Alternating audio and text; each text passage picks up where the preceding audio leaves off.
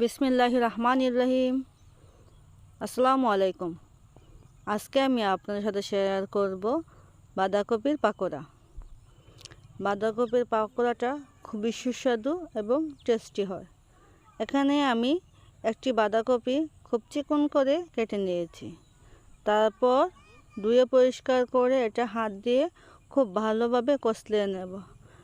ঠিক 5 থেকে 6 মিনিট আমি এটাকে কষলে একটু সফট করে নেব। এতে করে বাঁধাকপির যে এক্সট্রা পানি থাকে সেটা কিন্তু আমি চিপে ফেলে দেব। দেখতে পাচ্ছেন এইভাবে অনেকটা কিন্তু পানি উঠে এসেছে। তবে আমি এভাবে চিপে চিপে পানিটা ফেলে দেব। তারপর এখানে আমি অ্যাড করব, এখানে দিয়েছি আমি ময়দা 2 চা চামচ পরিমাণ, কর্নফ্লাওয়ার দিয়েছি 1 চা চামচ পরিমাণ, তারপর ডাল দিয়েছি আমি হাফ কাপ পরিমাণ, বাটা দিয়েছি মসুর ডাল। আপনারা চাইলে এখানে কিন্তু বেসন দিতে পারেন, তবে আমার ডাল বাটাটা বেশি ভালো লাগে। তারপর অ্যাড করে দিচ্ছি পেঁয়াজ কুচি হাফ কাপের মতো, মরিচ কুচি দিচ্ছি 2 টেবিল চামচ পরিমাণ, তারপর দিয়ে দিচ্ছি ধনিয়া পাতা কুচি পরিমাণ মতো, তারপর দিয়ে দিলাম লবণ স্বাদ মতো, হলুদ গুঁড়া দিলাম 1 চা চামচ পরিমাণ,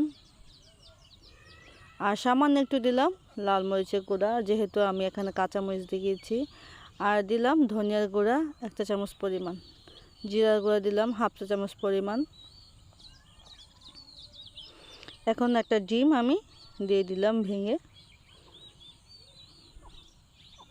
এখন সবগুলো উপকরণ দেওয়া শেষ। আমি হাত দিয়ে খুব ভালো করে আমি এটাকে মিশিয়ে নেব। এখন হাত দিয়ে কিন্তু কাজটা করতে হবে, তাহলে কিন্তু খুব ভালোভাবে মিশে যাবে।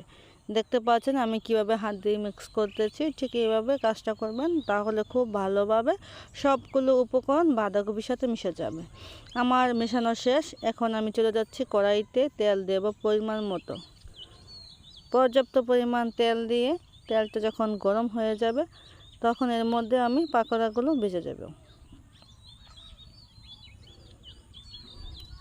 আমি হাতের সাহায্যে অল্প অল্প পরিমাণ নিয়ে তেলের মধ্যে দিয়ে দিচ্ছি। এই কাজটা কিন্তু আমরা সবাই পারি কম বেশি, এটা বলার মতো কিছু নেই।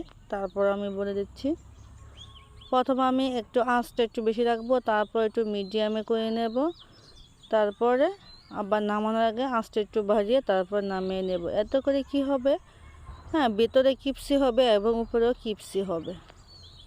তারপর চুলা থেকে তেল ঝরিয়ে নামিয়ে বাস হয়ে গেল খাওয়ার জন্য রেডি বাঁধাকপির মজাদার